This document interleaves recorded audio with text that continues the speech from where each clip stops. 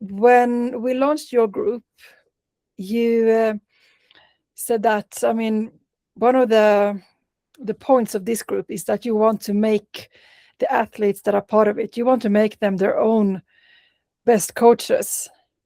My question is, I mean, if they become their own best coaches, will they still need you? Yeah, well, not necessarily. I mean, what I think is, I mean, and I actually stole that phrase from a quite a famous run coach called Brad Hudson. He wrote a book called How to Be Your Own Best Coach. And I think really what I mean is that the athlete should become a active participant in the training process. And I think if they do that, it's not that you don't need a coach, but the coaching relationship changes. So, I mean, if you just follow instructions blindly, and you can almost just, why not ask AI to do it, or buy a PDF, right? I mean, there has to be some kind of relationship with a coach that's valuable.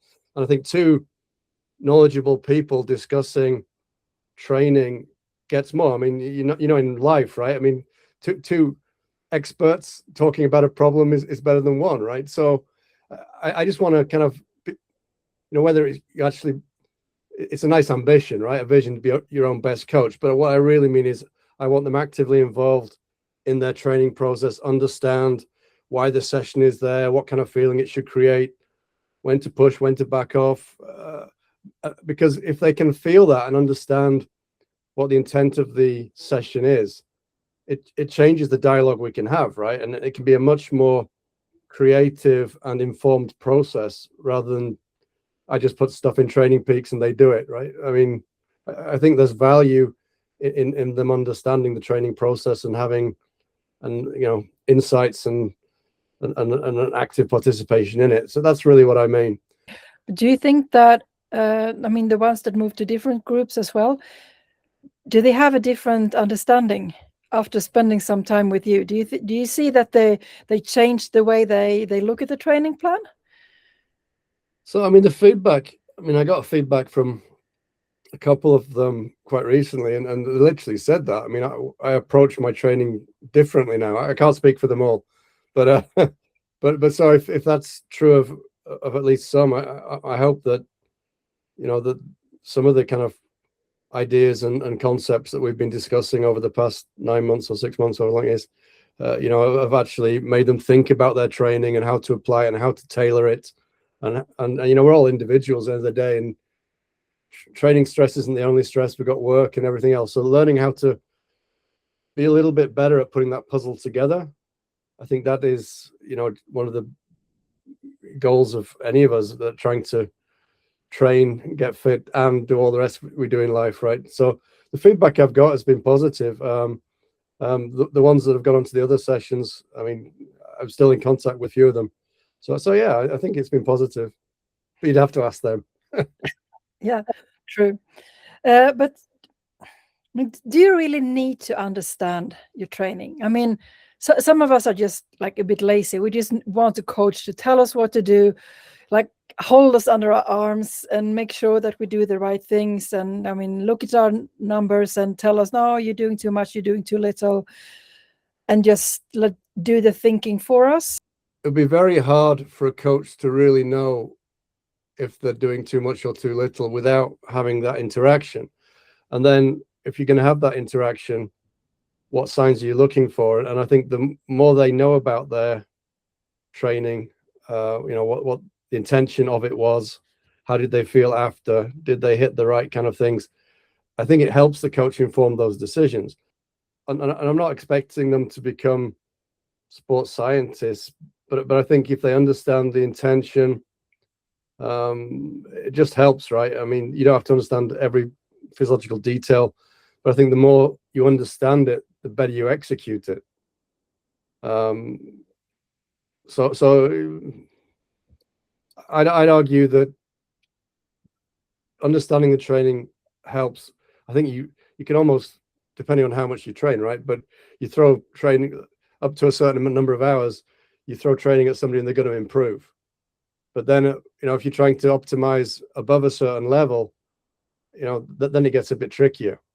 Working with them to understand the ones that respond well to intensity or ones that respond well to volume. There has to be a certain amount of intuition from their athlete to help guide the coach too.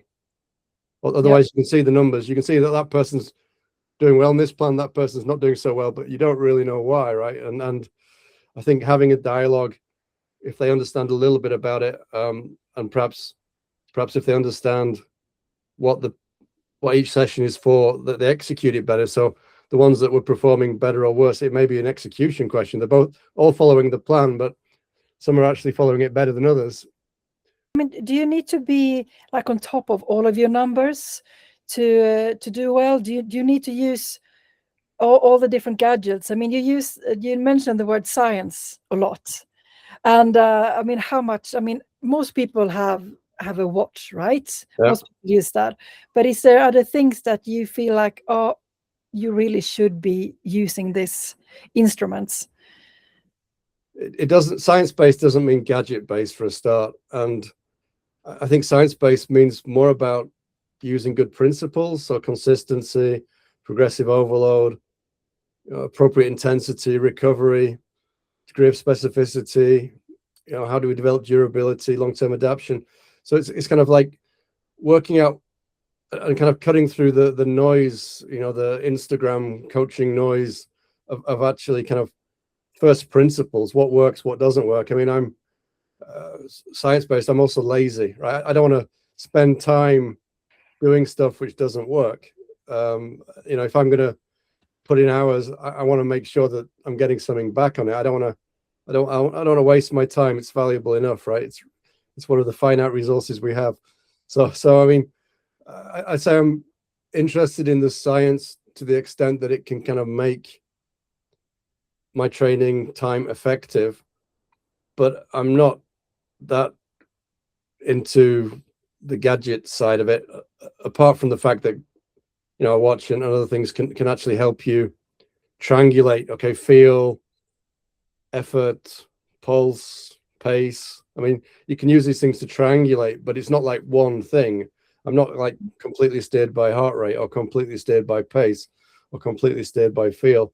I mean, you got to kind of learn how to triangulate those things, and over time you probably don't need a gadget. I mean, I based on breathing, I can probably tell you how fast I'm running. So I think after time you can kind of learn these things, right? But yeah, to start with, maybe a pace-based approach works or helps give some input, and maybe a bit of heart rate and maybe a bit of feel, and recovery with a bit of HRV. I mean, I think you can use these data points to inform you, but I wouldn't let them dictate you, if that's a word.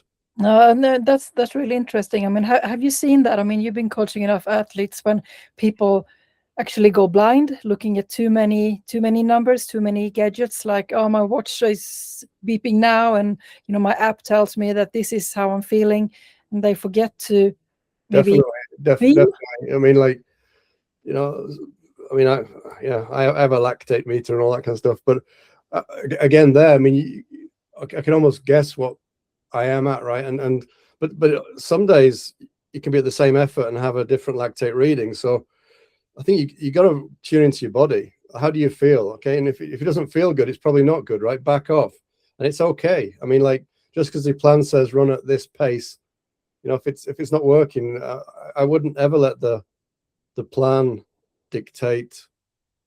I mean, I like to give, like, I don't know, ranges as well, so don't try and lock somebody in on a certain pace, right? If you're in this range, you're probably okay. So heart rate's another one I get lots of questions on, like, this percentage of heart rate, okay, and there's lots of debate around that, right? So and I'm not much of a heart rate person, to be honest, but yeah, I think some people do get steered a little too much on numbers, whether it's heart rate or pace or anything else for that matter. And all these things, it's just really kind of working out individual preferences for guiding feel and being comfortable in the chaos. I mean, it's chaotic, right? I mean, it's not a perfect system. And I think, how do we guide feel? And I think if the gadgets, or if you can use them to guide feel and it helps you guide feel, then that's great. But I think feel, RPE, learning to tune into how you're feeling is the most important thing. Breathing, other aspects of that. I mean, really just tuning into your body. I mean, personally, I like to sometimes just take my watch off and Yeah. run without. I mean, mentally, that's quite relieving. I mean, I know I stop to like fix my shoes or look at a flower, and I don't care about pausing my watch. Is that something you would recommend or not? If I was doing like Norwegian singles sub threshold, I posted on that the other week on the circle. That, I mean, on those ones, you're doing very specific things at very specific paces, so I care. But for easy runs, I mean, I don't care at all. I mean, like, I wouldn't even, it's just pure feel. And if you wanted a number, you could say, okay, you should never go above 70% of heart rate on a, if you're following that system. But I think some people then choose that and use 70% as their target. It's not the target, it's the absolute ceiling, right? You can be much lower and it's still okay. But like, as soon as you start seeing like the top of zone 2 as your goal, or it creates a different mindset, because it's not the goal. That's you have to stay below it, right? So I think some people perhaps let the gadgets get in the way sometimes. Yeah. And I mean, if you've been running for a while, you can probably feel when you're reaching that 70% ceiling. Yeah, exactly. You know, talk test, breathing, nose breathing, all these things. I mean, you feel it. And some days the pace doesn't, match the feel, right? And I think you should go and feel more than the pace, especially where you live. You don't got hills. Yeah, like even just taking the dog for a walk, I'm doing 200 meters of elevation. Exactly. When I follow a training plan, I mean, you can use the numbers. I mean, you can look at your app to see that you're being consistent and that you're hopefully improving. It depends how it makes you feel. Like, I mean, if data helps you improve feel, not replace it, then I think it's good. And if it makes you calmer and more consistent because you've got the watch, or you want to show your friends on Strava, I mean, if it makes you calm and consistent, then it's helping. But if it makes you anxious, reactive, it's probably hurting, right? So I think that relationship to things like watches and Strava and coaches or anything else is pretty individual. But I think, again, learning to learn yourself, right? Being your own best coach. How, is it good for you, or things like, I mean, on Strava, you can turn off certain fields. So if you don't want to show everybody your pace, just hide the field. Yeah, that's maybe some really good advice. You have, I mean, all types of athletes that you're coaching now of very, very different levels, I know. Are there any, like, 5 tips that you could say, like, data gadgets or not, but I mean, do these 5 things and you probably gonna improve? So I'd start with, broken record, but I mean, tip 1 would be to protect consistency. It's just, if you can keep stacking bricks, they don't have to be big bricks, but just keep stacking. Consistency, because it's kind of bang or bust. Kind of, we do hero sessions and take 3 days to recover, or or we don't go out because we can't follow the plan exactly. I think that's a mistake, right? I think just lots of bite-sized fitness snacks over time stack up. So consistency, I think, is one. I think you should, tip 2, perhaps never get too far away from speed. And I think that we lose that as we get older.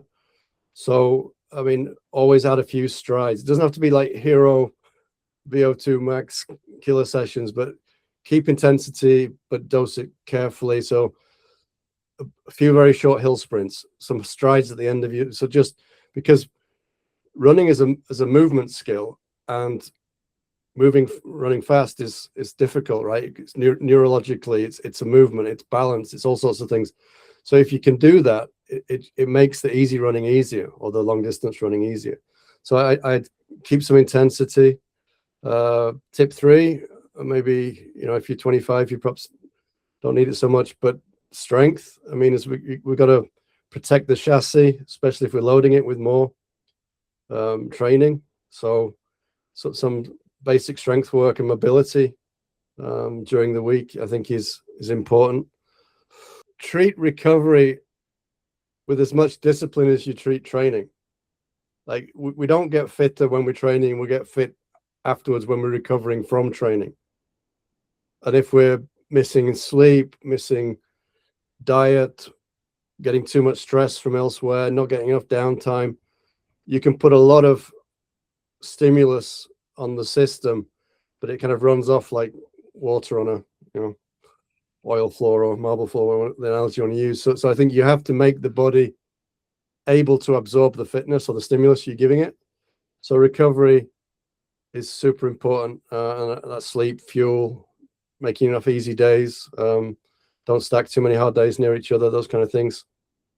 And maybe tip 5, keep it playful. I mean, enjoy it. Keep learning, have fun. I mean, if you see this as if you see your kind of schedule on Sunday and think, oh my God, like something's probably wrong, right? So, change it around to make it fun. And if you make it fun, then I think you will stay consistent and you will play a bit with speed, and hopefully you'll have a bit of a recovery, because, I think it's almost like we're trying to embarrass the body into gaining fitness. But if we roast it, like really make it feel terrible, it's going to reject. It's like, so small embarrassments, right? And it'll get fitter and fitter because it'll have to keep up. But if we hit it too hard, then the body will rebel, or the mind, right? It will feel flat. We want to train. It won't be fun anymore. And I would say this is where, your training community and your coach comes in, right? I think that's a huge thing. I mean, for me, I think I'm a Brit living in Sweden, and I've been here a hell of a long time, but I still enjoy the kind of global community and the different insights. And, somebody's making excuses for running because it's 40 degrees in Paris. It's like having that kind of different people and different abilities and different locations and geographies and cultures. I think that's a huge, motivation for me to hang out in the community and do fun things, right? And then we meet up at Grinder or Valras or wherever it could be, and I think that's keeping it fun. Yeah. Also, I mean, the best sometimes is to have someone to actually train with physically, but even if you don't, to have people that are doing the same training or on the same plan, it kind of gives you an accountability buddy. That's yeah. I think that's important. Yeah.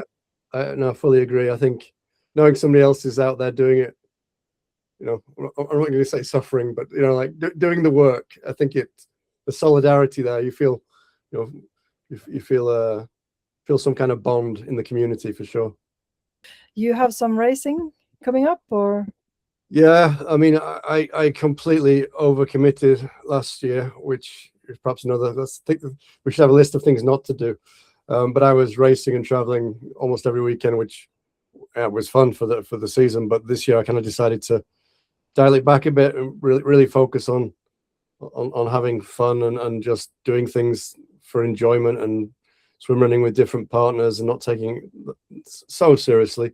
So but in 4 weeks' time, I'm going to Switzerland to do an ultra swim. So a 33.3 kilometer stage race in Lake Le Mans. And then I have Grinda, which will be the highlight of the season again, hopefully. And then we're going to do another Oceanman swim race in Banyuls, not too far away from you guys, in September. And they're the ones I've kind of committed to. I'm not trying to fill my calendar too much, but I'm pretty sure a few others will slip in some of the local Swedish races. When I feel for it. But I'm trying not to kind of just lock my calendar up every weekend for a whole season this time. Sounds smart. Well, you mentioned a lot of open water swimming, and maybe that's what we need to talk about another time. Absolutely. Whenever you fancy it.